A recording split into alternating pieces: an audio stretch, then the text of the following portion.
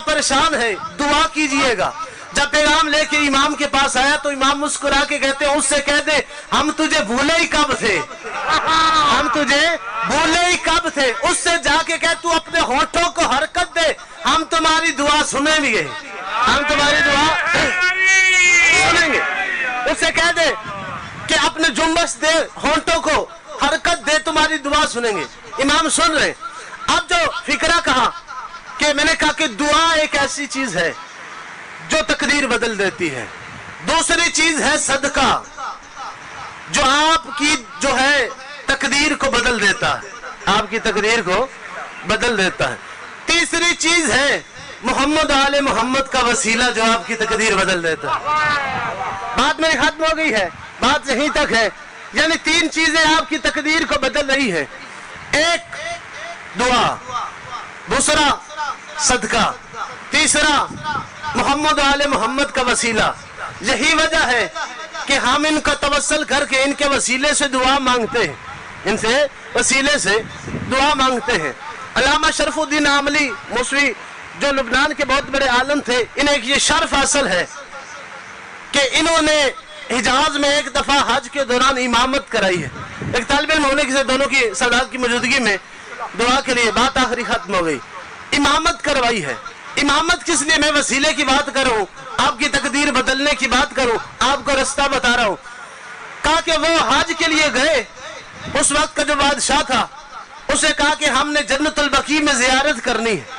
उसने कहा अल्लाह जाने आप शियों का ये क्या अकीदा है, हमने सुना है ईरान में आपने सोने चांदी की कब्रें बनाई है, उनकी इबादत करते हैं, उनको पूछते हैं, उनको सलाम करते हैं, उनको चूमा करते हैं। यहाँ आते हैं तो ये गारे मिट्टी की कब्रों को चूमते हैं। ये आपका अकीदा क्या है? बात मेरी जल्दी से खत्म हो रही है। क्या ये आपका अकीदा क्या? वह सोने चांदी की कब्रों को चूमते हैं, जहाँ आके गारे मिट्टी की कब्रों को चूमते हैं। शरफुद्दीन आमली कहते हैं हजारों सैकड़ों दलीलें थी मेरे जहन में, लेकिन मैं ये सोच रहा था इसका ज़र्फ छोटा है। मैंने बाबुल हवाइज का तवस्सल किया, उन्हें वसीला बनाया। कहा मौला मुझे कोई ऐसी दलील दे कि ये इसे तस्लीम भी कर ले। आमली कहते हैं मैं जब ये सोच रहा था दरबार में शोर हुआ। कहा बादशाह हजूर के हाथों से लिखा हुआ कुरान दरियाफ्त हुआ है, हजूर के हाथों से लिखा हुआ कुरान दरियाफ्त हुआ है। अब जब ये कहा बादशाह इज्जत में उठ गया। अब जब मैंने देखा तो वो हरिहरन के जो है खाल पे लिखा हुआ था, महमल के कपड़े में लिपटा हुआ था, सोने की तार से बंधा हुआ था। तवज्जो के लिए फिक्र फिर दोहरा देता हूँ, हिरन की खाल पे लिखा था, मलमल के कपड़े में लपेटा हुआ था, सोने की तार से बंधा हुआ था। जब वो बादशाह करीब पहुंचा उसने चूमना शुरू कर दिया। कहा मैंने दरबार में शोर डाला, ये कुफ्र है, बिद्दत है, शिरक है। जब ये कहा मौलाना आप क्यों शोर कर रहे हैं? कहा ये से क्यों चूम रहे हो? ये तो सोने की तार है, ये तो मलमल का कपड़ा है, ये तो हिरन की खाल है। कहा मैं हिरन की खाल नहीं चूम रहा, मलमल का कपड़ा नहीं चूम रहा, बल्कि सोने की तार नहीं चूम रहा, मैं तो जो इसके अंदर कुरान है उनको चूम रहा हूँ।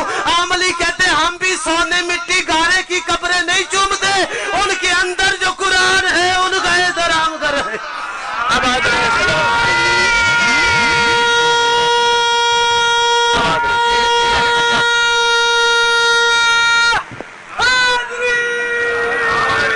बाहर से कुरान की बेटियां करबला के जंगल में आ गई।